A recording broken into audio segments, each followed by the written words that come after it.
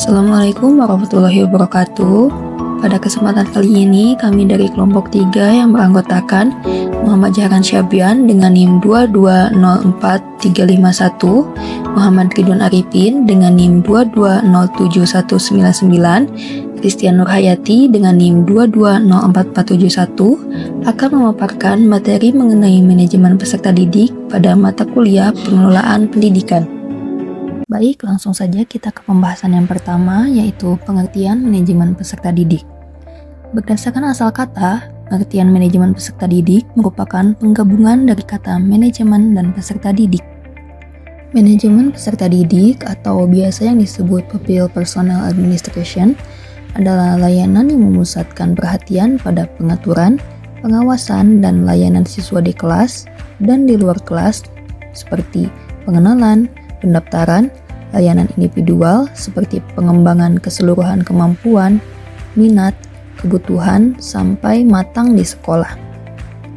Manajemen peserta didik juga dapat diartikan sebagai usaha pengaturan terhadap peserta didik, mulai dari peserta didik tersebut masuk sekolah sampai dengan lulus sekolah.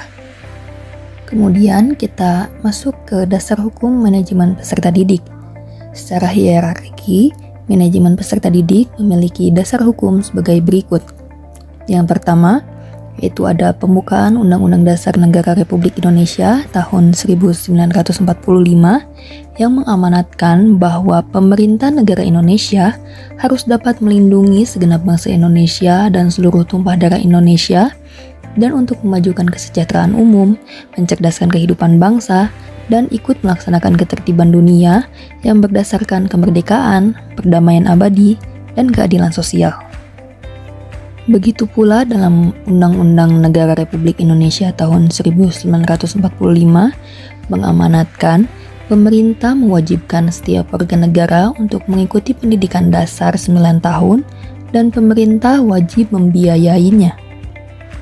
Kemudian, dalam Undang-Undang Nomor 20 Tahun 2003 tentang Sistem Pendidikan Nasional. Kemudian kita masuk ke bagian ruang lingkup manajemen peserta didik.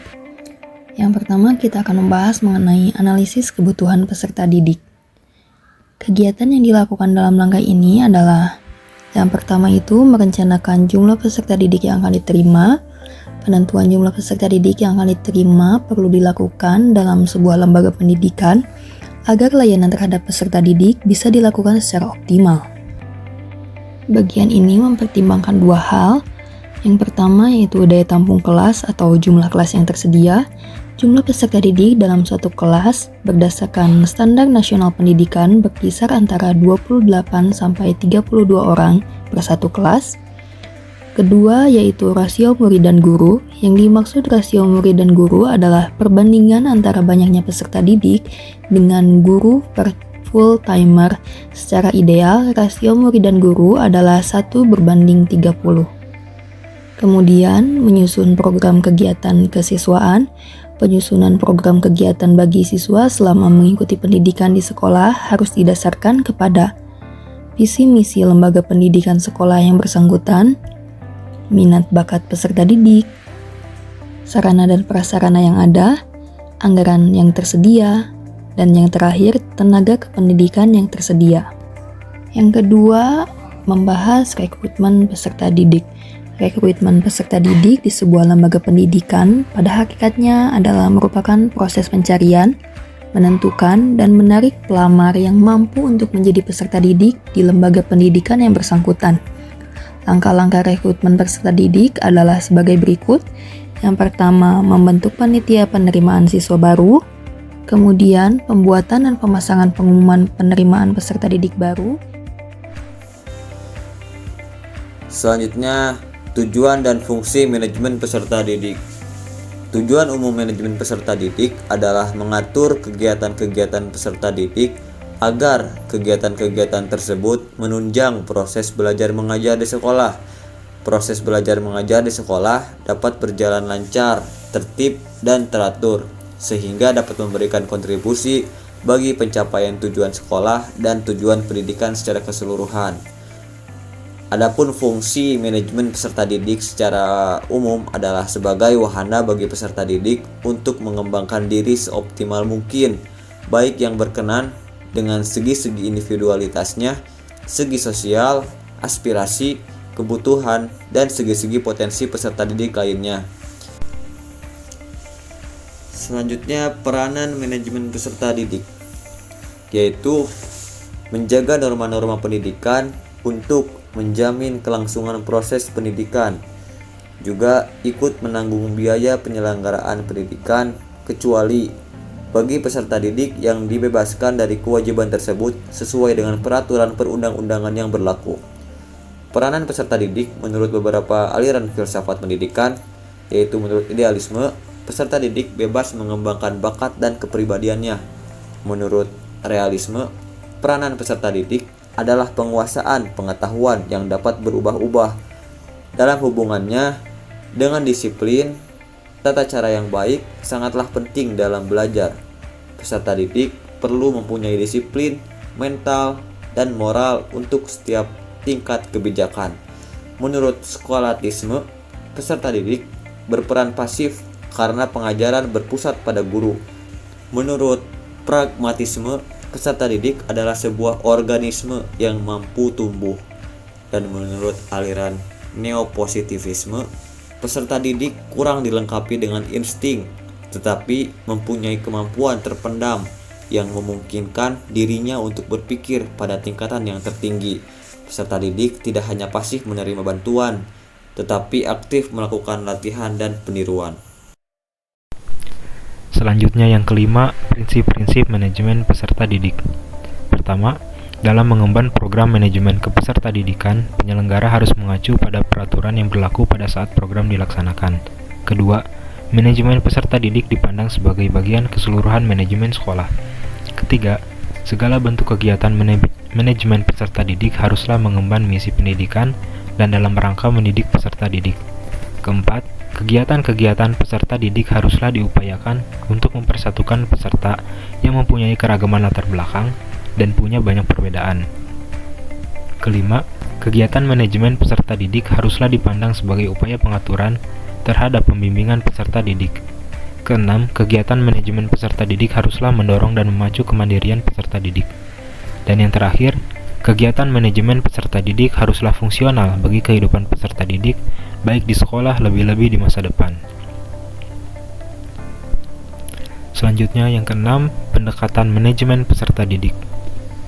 Menurut Ali Imron tahun 2004, yang mengutip dari Yeager tahun 1949, terdapat dua pendekatan yang digunakan dalam manajemen peserta didik, yaitu pendekatan kuantitatif atau the quantitative approach dan pendekatan kualitatif atau the qualitative approach. Pendekatan kuantitatif menitikberatkan pada segi administratif dan birokratik lembaga pendidikan, di mana peserta didik diharapkan memenuhi segala tuntutan dan harapan lembaga pendidikan dengan asumsi bahwa apabila peserta didik memenuhi segala aturan, tugas, dan harapan yang diinginkan oleh lembaga pendidikan, maka akan menjadikan peserta didik yang berjiwa matang dan tercapai segala harapannya.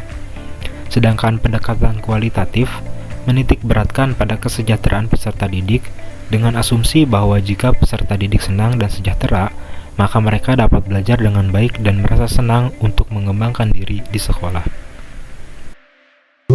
Pencatatan dan pelaporan peserta didik.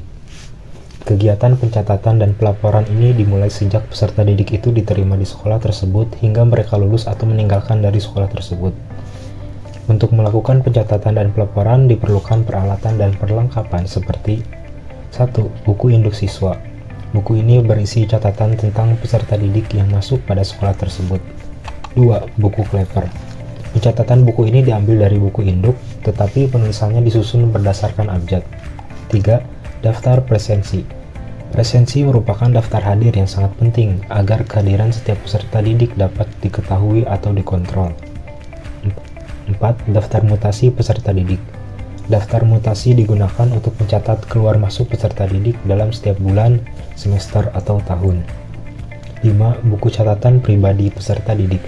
Buku ini merupakan data setiap peserta didik yang berisi identitas, keterangan mengenai keluarga, keadaan jasmani dan kesehatan, riwayat pendidikan serta hasil belajar, data psikologis yang memuat sikap, minat, dan cita-cita, dan juga kegiatan di luar sekolah. Buku ini biasanya disimpan di ruang BP atau BK. 6. Daftar nilai. Daftar nilai ini khusus untuk mencatat hasil tes setiap peserta didik pada bidang studi atau mata pelajaran tertentu. 7. Buku leger.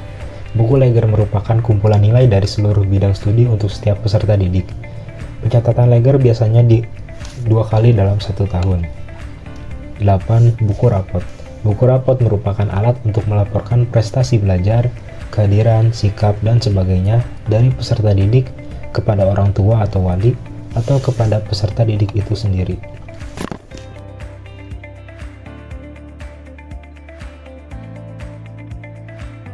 Sekian pemaparan materi mengenai manajemen peserta didik dari kelompok kami.